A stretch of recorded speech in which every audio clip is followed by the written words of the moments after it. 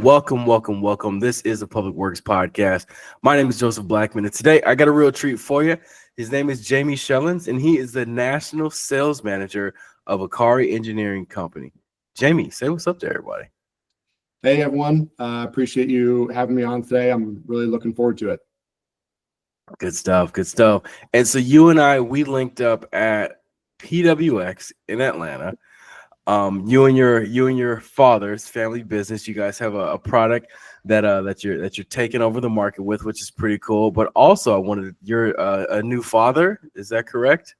Yes, I am. You got that look on your face, like, yeah, it's happening, or it happened. Exhausted, but it's awesome. Yeah. Totally. Cool. So let's dive into it. ACARI Engineering Company. Tell us pretty much what product you guys represent, what you have, and what problems you're solving out in the market today. Yeah, so maybe I can give a little bit of background both on the business and on myself. So for those of your listeners who aren't familiar with ACARI, we, like you said, are a family-owned business, and we manufacture drill-free mounting platforms for pickup trucks and other vehicles, which allows you to install lights, antennas, or any other equipment on your vehicle without having to drill holes in the roof. So ACARI was started by my father, Tom Schellens, in 2010. And at the time, there was no other product like this. So before that time, believe it or not, if you wanted to install a light in the roof of your truck, you were either using a magnetic mount where you're sticking it on top and then the cord is going in the window, like we've all seen, or you were drilling a bunch of holes in the roof of your car.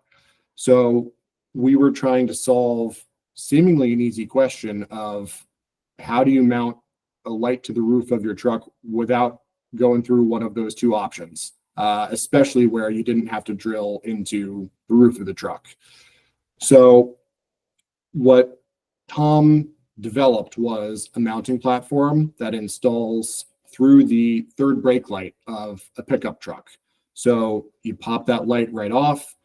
Our platform then clamps in using that existing hole. So there's no new holes that you're putting into it. And then you mount your light to our platform. So your roof stays in pristine condition.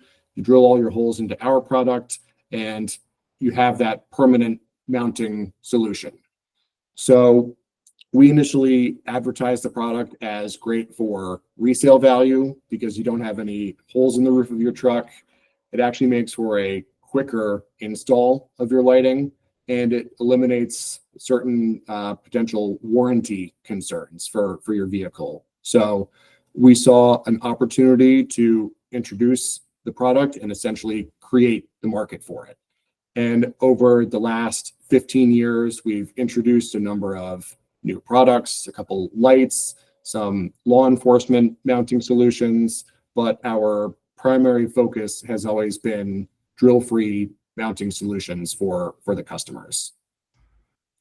And then just a little bit about my background. So I was a part of ACARI when we first launched, and I did a little bit of everything. So I was doing all the product assembly, shipping, attending trade shows, all of it. And for the first at least 18 months, if you saw one of our platforms on a truck on the road, there was a 100% chance that it was made by me, which was pretty cool. And it was a great experience. I got a crash course in small business, which has been super valuable to me. I left ACARI for a time for a career in wealth management.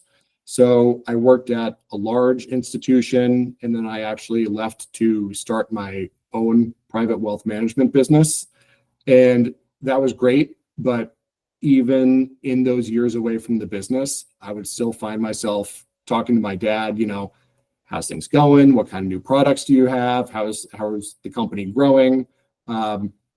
And whenever I'd be on the highway, I'd be looking for trucks that had an ACARI mount on it. I'd be trying to get my phone and snap pictures, send them to my dad, the whole thing. So my heart was kind of always in it. And then starting last year, I was speaking to my dad, and he, is getting a little bit closer to the age where he wants to step away. And he let me know that he had started having initial conversations with a potential buyer. And so the more we talked about it, the wheels really started turning in my head. And I was looking at this thinking, if I look back in 10 years and I didn't take a chance to work with my dad and take over a business that he had started, I'd really kick myself. So ultimately, my dad and I agreed on terms for me to buy the business with no family discount, right? But we agreed to those terms, and I rejoined at the beginning of this year in a sales-based role. And over the next 14 months, we're going to transition into me ultimately leading the business, which I'm super excited about. Cool. So much to unpack there, man. Yeah. First, I want to ask, and it's near and dear to my heart also, what's it like working with your father? What's it like, taking his passion and, taking the ball from him and running it into the end zone? What's that feel like? The pros and the cons. Yeah. So there are a lot of pros to it, not many cons. So, I mean, it's really fun. There was a little bit of feeling out period at the beginning where I've never really worked with my dad professionally, except for a little while at the beginning, right? So you kind of have to flip that switch where if my family is, my kids are visiting their grandparents and we need to not talk about business all the time, which we both are wired to do and both want to do. So there was a little bit of that feeling out period. And working with family, it's not 100% easy all the time, but I tried to be and am still very mindful of the fact that I am the son of the owner, right? And there are potential feelings that people can have about that. And for that reason, I've tried to, double my efforts and, work as hard as I possibly can to show people that I'm in this for the long haul. I'm for real. I'm not stepping in to try and, just take over a family business. I want to grow this and I want to take it to the next level that I think it really can get to. So at work, I call him Tom, and then I flip a switch, and at home I call him Dad. So that can be a little weird sometimes, but it's been great for the most part. Yeah. Good stuff. And then just innovation, coming out with the new product. Nobody else is in the space. Nobody else is doing the same thing you're doing. I'm sure a lot of companies tried to solve for that not having to drill problem. But what's it like taking a new product to market in, our industry? It takes a while, right? However long you think it should take, it's 5 times as long, especially if it is a brand new product, right? If we were developing a light bar, right? Everyone knows what that is, and you're just then creating a new one for the most part. Where this was a product that no one had ever seen before, no one had ever heard of before, and it was difficult on both sides because we want ultimately people to put this on their vehicle, and we also want distributors to buy it from us to then sell to end users.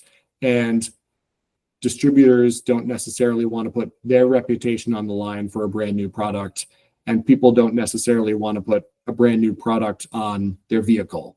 So it takes a while for that acceptance, but over time, I mean, we've had huge companies that you've definitely heard of with our product on their trucks. So to be able to say, well, these guys have it, or that, national utility company has it, that product acceptance finally kind of snowballs on itself and are kind of off to the races. Yeah. And you said you came out with some more products also. You have some more in R&D. do you feel like you always have to come out with a new innovative product, or could ACARI come out with a light bar? Could ACARI come out with some cables, or something that's already out in the market, but it might that it might be saturated, but since you have the brand now, could you come out with something that's already out there? Yeah, we try to pick our battles, I think, is the way that I would answer it, right? Where we have great relationships with some of the lighting companies because we're not a lighting company, right? So our products are complementary to a lot of businesses, where if we start to introduce, a new light or this or that, we're not a lighting business, and we want to stay really good at what we know, and we don't want to focus on the things that we don't have the expertise in. So we try to keep our blinders on, and there are certain times where we'll have a very specific reason that we will come out with a product that might have a little bit of overlap with some of our competition. But for the most part, when we're developing new products, it's either expanding into other vehicles that we don't currently have a fit for, and then we do, or different vehicle segments. So getting into SUVs or sedans or things of that nature. Gotcha. That makes sense. Makes Yep. sense. Do what would you say is the main reason why people call you guys, like, inbound? Is it that pickup truck, hey, we need this, we don't want to drill, or we're renting, or whatever? Like, what's the main reason why there's inbound coming to ACARI? Yeah, it's both of those, right? It is, we have new trucks and we don't want to drill.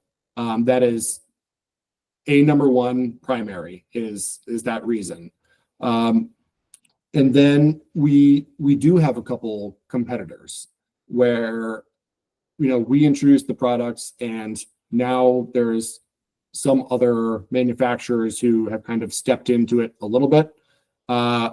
And sometimes we will get calls from people who have other products, or they're evaluating some of our competitors, and they'll say, hey, we came across your information, or hey, we know you guys are the first people to have done this. Why don't you tell me about what you have? Or can you talk to me about how your product is different, right? So those are the types of calls that we get for the most part. Gotcha. Okay. And let's talk just a business, a small business entrepreneurship. What would you say is one of the main skill set that somebody should pick up to be successful at running a small business entrepreneurship, an innovative product in this industry? Yeah, I think that's a great question. And there's probably three things that would primarily come to mind. The first, which is arguably the most important, is just being responsive to customer needs, right? There are a couple other companies who do offer competing products to us, but these are huge companies that offer mounting platforms kind of as a side project, and they allocate a tiny amount of time and resources towards it. And on the other hand, this is our bread and butter. This is what we do all day. And I think people can really see that. I've worked hard to build a reputation where people can say, hey, call Jamie. He always picks up his phone. Or if he doesn't, he's going to call you right back. Because I feel like you'd be surprised how little that actually happens. And I've actually had several instances of winning new business because our competitors aren't picking up their phones, or their lead times are too long. And at the end of the day, customers just want someone who's going to talk to them and take care of them, right? So we like to treat our customers more as partners in growth and success than anything else. We had an instance where one of our existing customers came to us and said, hey, it's not listed on your website, but can you make a mount for a new vehicle? Because we have a large opportunity. And we said, well, let's talk about it, right? And we ended up getting a prototype to them within 6 weeks, and we helped them win a order for 3,000 units. So it was a huge victory for them. It was a huge victory for us. And there's no other company that's going to do that, right? And that's where we kind of hang our hat. So as simple as it sounds, just being responsive to customer needs, I think is incredibly important as a number one. Number two, I don't know that I'd necessarily call it a skill set, but honestly, it's just being outgoing, which can be harder than it sounds, right? For someone who is out there all the time like you, I'm sure you know all about it, right? It's a drain, yeah. Yeah. My friends will tell you that I am not the kind of person who will sit down next to someone on an airplane, just a stranger, and strike up a conversation for the whole flight. But especially when I'm at trade shows, it's like you have to flip an internal switch and just talk to everyone you possibly can, because I love talking about our products, right? But I go into those trips with the mindset that if I'm going to be on a trip away from my wife and 3 kids, I'm going to spend every waking second that I can making it worth it. And you never know who you're going to have a conversation with and what might come from it. So operating in the mindset that I want to take something away from every conversation that I have, and obviously super important in a sales-based role. And then number 3, I think, is actually an expression from maybe my favorite show. It's Ted Lasso. Can't get enough of it. But the expression is be curious. And I am upfront about being new to the industry. And if I don't know how to do something, I'm not going to hesitate to say I don't know and ask how to do it. I don't think you get anything out of faking it, because it's easy for someone to call you out on it. And once they do, you've lost their trust. So I love asking questions and learning new things because I think it makes me better at my job. And I also secretly think that other people love showing off their expertise and helping people. So yeah, for me, being curious is anything from asking people about the day-to-day experiences with their fleet, because those questions and conversations lead, honestly, to further product development for us. And at the very least, it's just a good conversation with a good person, right? So I think those 3 things are probably what I consider to be most important in this role. Sure. You talked about the responsive side, about big companies can't move as far or fast as, or be nimble as smaller companies. But I'm sure, you're a man of I'm sure you want to grow it, and 5-10 years from now you'll be that $20 million valuation company, and private equity be knocking on your door. What's that internal like message or mantra you say to yourself, or even just kind of that what you keep in the back of your mind of staying, keeping that curiosity, keeping that responsiveness time up as you grow? Yeah, I think it goes to what I was saying towards the end, which is that those conversations that I have with people ultimately leads to new product ideas. So when I saw you at Public Works Expo, when I was at Work Truck Show, been to a lot of shows this year, what we love to do is we'll get our booth set up the first day, and then I love walking the floor, right? I'm like a kid in a candy store looking at all these, big pieces of heavy equipment, right? And all these things around.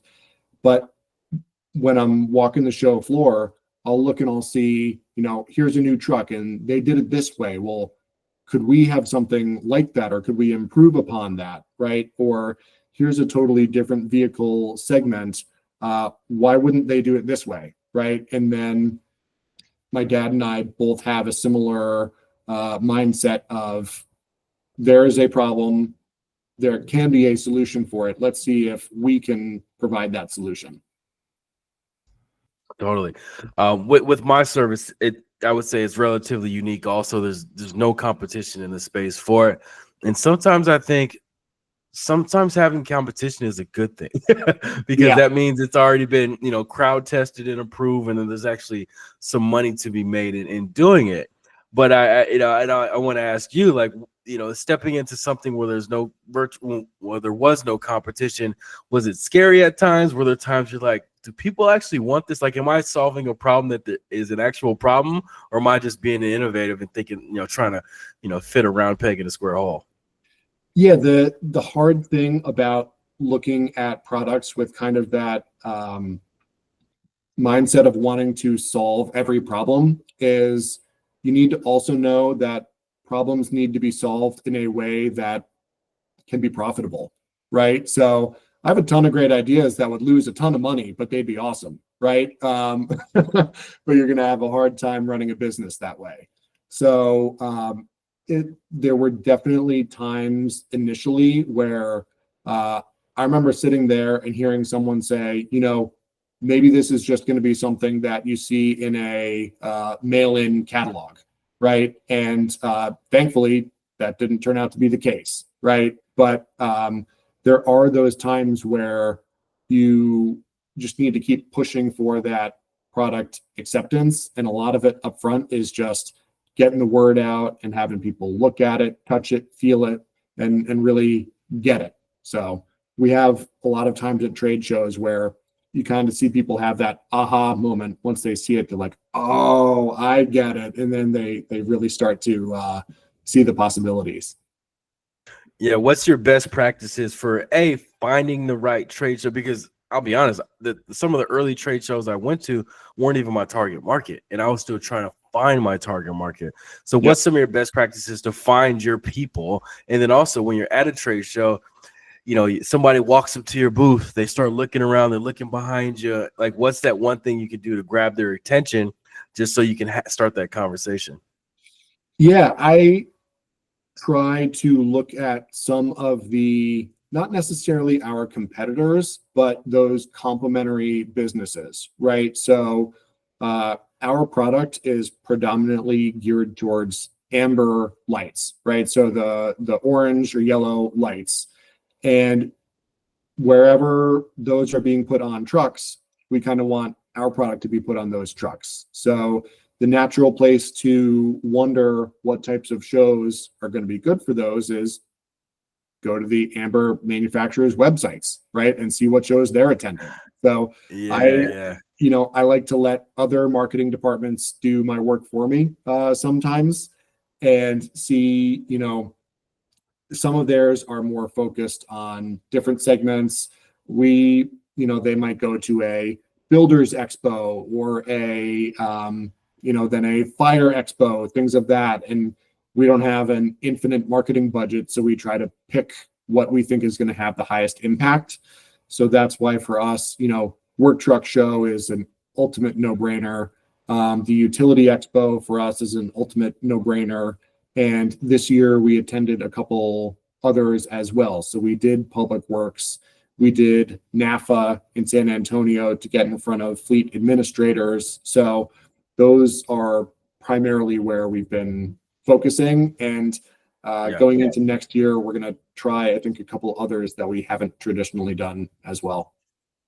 Totally. Good stuff. All right, story time. I need a story from Jamie. When something went wrong under your watch, what you did to fix it, and then what lessons you learned from it to apply to your future career. I think I have a pretty good one that happened within the first couple weeks of me starting. So I had just rejoined ACARI, and we were getting ready for Work Truck Week, which is our biggest show of the year. So I'm a process-oriented person, and one of my things is making checklists. So to prepare for Work Truck Week, I thought it'd be a great idea to have a packing checklist for our display booth. And this checklist, it was great. It had every item we were bringing down to a little bag with spare screws, the quantity of everything we were going to be having, and a little checkbox to say that it was packed in our shipping crate. And I was really proud of this because from what I understood, the previous process was a bit more chaotic, kind of where they'd throw everything in the box, forget what they put in it, put another one in, and then you'd wind up at the show and there'd be 3 of something because you never really remembered what you packed. So Yeah, or 0 of something. Yeah. exactly. So I was excited to put my stamp on a process from the start. So we get to the show and Tom and I start unpacking, and as the box is getting less and less full, I realized that our large graphic displays were not in the box. And then suddenly I remembered that I took them out of the box to open them up one more time and make sure they were the right displays for that show. And then I left them on the floor. So I'm standing there sweating, thinking that I'm 3 weeks on the job and I'm about to mess up our biggest show of the year. Uh, and finally, to his credit, Tom was standing there and he said, "Okay, take a breath. Let's call Cody. He's our general manager, and see what we can do." And thankfully, we were able to get them sent out next day air, so they were there in time for the show, and we had a really great show. But it makes for a good story, which Tom, to his credit, has not held over my head since it happened. But I think more importantly, we had it lead to process improvements where now for our trade show packing, we have separate packing sheets for each show, depending on the booth size, what products we want to bring to a particular show, and then additional safeguards to make sure that if you pack something and then you take it back out, it's got to make it back in, right? So I think it was ultimately a good lesson, and I was pretty hard on myself when it first happened because I'm like, how can you possibly let this happen? But I think the best thing in that instance, because it was something that turned out to not actually bite us in the end, the best thing is to build a process around that mistake so that we can learn from it and not have it happen again. Totally. That's good stuff. Thanks for sharing that. How does Jamie upskill? Like, what do you do intentionally to build your brain, to build your personal tool set so you can operate more efficiently moving forward? What's your personal and professional development regimen like? Yeah, so I think this answer gets back to a little bit of what we were talking about earlier, which is being responsive and being curious. So getting into the industry as a way to make myself better. I make a point of very regularly speaking with our distributors, upfitters, and fleet managers to get as much feedback as I possibly can about how to make our products better. There are a couple individuals who I speak with very frequently, and I rely on their input, about things like pricing or new product development or really anything. I use them as trusted sounding boards to tell me if I'm on the right path on something, and also I rely on them to tell me if I'm on the wrong path on something, which is just as valuable of feedback. But I think scheduling those ongoing conversations with all different segments of our customer base is really important. And believe it or not, I mean, we take that feedback really seriously. And oftentimes someone's offhanded comment can actually lead to product enhancements. We'll talk with distributors about their lead time or about sales material, or I'll talk to shop installers. Hey, how do you like our install instructions, right? Or what is the actual install experience like? Because I think at this stage of my onboarding into the business, there's no aspect of the business that I don't want to be more familiar with. So I think just forcing those conversations has been really helpful and productive for me so far on the personal side, on the professional side. On the personal side, because I have a little bit of a longer commute to and from the office, I pass the time by listening to audiobooks. And some people might say it's a little bit boring, but I've been listening to a lot of audiobooks about manufacturing process or operational efficiencies. So I'm not listening to any kind of novels, whatever. It's all books about operational efficiency, things of that nature.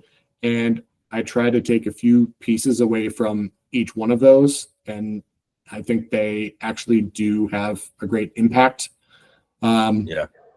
Outside of that, I have, like we said at the beginning, I have a 4-year-old, a 2-year-old, and a 1-month-old. So my personal development is just trying to be the best dad that I can be every day to my daughter and 2 sons. And it's exhausting, but it's why I wake up every day. They're awesome. So Yeah. Gotcha. I like it. Manufacturing, the gift and the curse of it, taking a raw good, putting it in something that could be put on a shelf to sell to somebody else. Tell us what that's like. I'm sure there's a lot of operators out there who are working on trucks. They have in the back of their mind a better way to skin the cat through a product or through some type of tchotchke doohickeys thingamabobber thingamajigger. Tell us about the manufacturing process and just kind of the good, the bad, and the ugly. Yeah, so it's been interesting through my career because I started at ACARI, which makes a physical product, and then I left to wealth management, which is a service and not something that you can put on a piece of paper and give to someone. Yeah, it's not something that you manipulate. And I really love having something that, sits on a table or sits on a truck, or you're talking to someone at a trade show, and we're not a cloud GPS company where it's like, this is how you manage your fleet. And it's all this conversation about things that you're not really seeing. I can pick up our product and I flip it upside down so someone can see how it attaches to the vehicle. And you can see someone say, oh, I get it. That's really cool. Right. So it's nice to have that physical product. It's a neat thing. Yeah. Okay. What would you say is the biggest misconception about your product? You're explaining it to a crowd full of people. What is usually what they're going through their mind about your product? Yeah. Honestly, I think after being in business for almost 15 years, I'm most surprised with that, without fail, at every show we attend, we meet a ton of people who have never even heard of the concept of a drill-free platform. Not that they haven't heard of ACARI, but that they haven't even heard of the idea of a drill-free platform, right? So if the question is, what do they not know about our offering? It's that they don't know it exists, right? So that's why I love going to as many shows as I possibly can. Is like you saw at the Public Works Expo, we have those demos on our stands, and I love being able to show that to people. And it's both good and bad, right? While it's interesting and a little bit frustrating sometimes that there are still so many people who don't know about our product, I like to look at that as though it's a huge opportunity too, right? Because if there are all these people who don't even know that it exists, as we continue to spread the word about it and get people more familiar with it, I think that's a huge opportunity for growth for us. Yeah. And like I said, similar to your product, my service is novel and unique, and I feel like I'm an evangelist for the concept. Yeah. And I want to be more of an evangelist for my service. So I'm sure sometimes you say this is a no drill platform, and they're thinking, cool, okay, and they go back to their respective places and they Google no drill platform and find a competitor down the road. Yeah. Like when really you wish they would associate the no drill platform to ACARI, which is always tough. Yeah, absolutely. There's no getting around that. I know that, and it's the same for anyone, right? If you're a lighting manufacturer, whatever it might be, you are there obviously repping your product, but there's nothing stopping someone from going online and they're price shopping and they see something that's cheaper or has a bell or whistle that yours doesn't have, and there's no avoiding it, right? You just need to focus on your kind of core customer segment. Gotcha. Let's say there's 50 million, 1,000, 100 billion people listening to this podcast. what should we have our ears perked for when we're out in the market? We're out doing our daily stuff with municipalities and fleets and stuff like that. What should we listen for to be able to say, hey, I know this guy named Jamie with ACARI. He can help you out with that. What would I be listening for? I think you'd be listening to any fleet manager who is looking to bring in some new vehicles. And it happens constantly, right? Companies will buy anywhere from, 5, 10 to 3 to 5,000 trucks a year. And when they're doing that, every one of them is getting usually upfit the same way. They'll put a light on it. They might put an antenna on it. They might put some, toolbox in it or bed cover or something like that, right? And for all of those people, if you are conscious about wanting to maintain the integrity of your truck, not be poking all sorts of holes in it, right? Again, it's just making sure people know that that option exists and that, we can work with them and save their trucks. Sure. Makes sense. Always like to leave a space on the show for you to think mentors that you had along your journey. And then I want you to give a word of motivation and inspiration to those out there who have an innovative, novel product. What would you say to them to keep them motivated, keep them inspired? Yeah, so I think a mentor, like I said, and we touched on earlier, ACARI is a family-owned business. So it's hard to think of anyone outside of my dad, who would be my primary mentor in the business. He's got that inventor's mind and is constantly thinking about new designs and new products. And I appreciate his willingness since I came on board, to include me and involve me in that design process instead of just doing things on his own, and really show me why he thinks the way he does. He's had a lot of success in the business over the last 15 years, and I do appreciate him working as my mentor and guide and helping me avoid certain landmines along the way as we continue to grow the business. Like we said before, sometimes it's not always the easiest working with family, but it's been great working alongside him. And cool. I think as far as motivation, I would say kind of two things. The first is what motivates me about the work truck industry and absolutely extends to public works is the fact that you can go to a trade show like PWX in Atlanta and look across the convention floor and see that there are businesses with solutions for everything, right? And they're totally different from one another. So at our booth, we had great conversations with fleet managers and shop guys who wanted to talk about their trucks. And at the same time, you have other exhibitors who are there to sell quick patch asphalt or tarps, right? Or a million other products. And I get really excited thinking about the endless number of solutions that can be developed in the industry. And most of the exhibitors that are there are people that started their business with one great idea, right? So for us, we try to develop products proactively and reactively. So we're always trying to think about where the market is going and proactively develop products to meet those needs.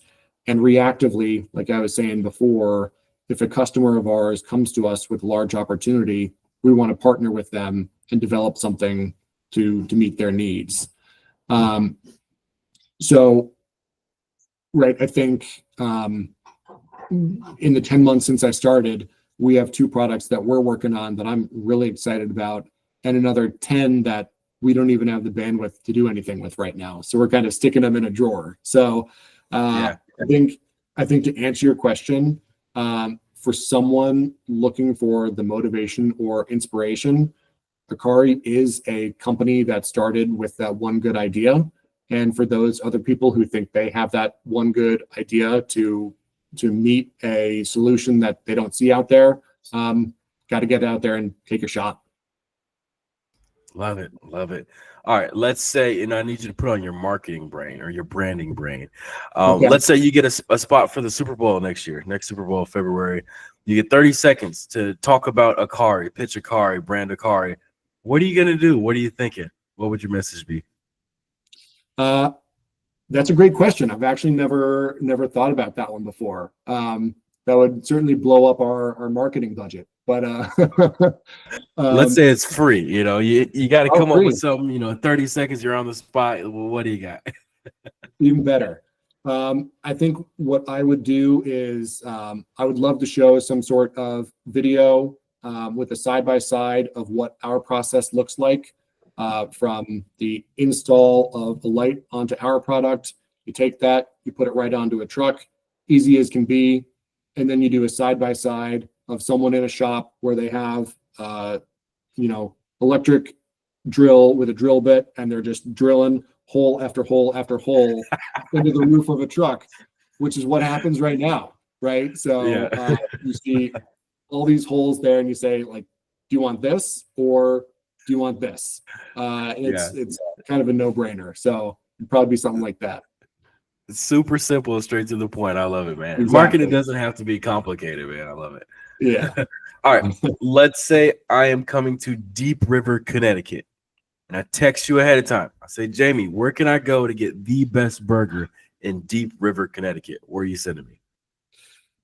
So I think there's a couple good options, but the one that would come to mind, I don't know if it's cheating because it's technically just over the border in the next town.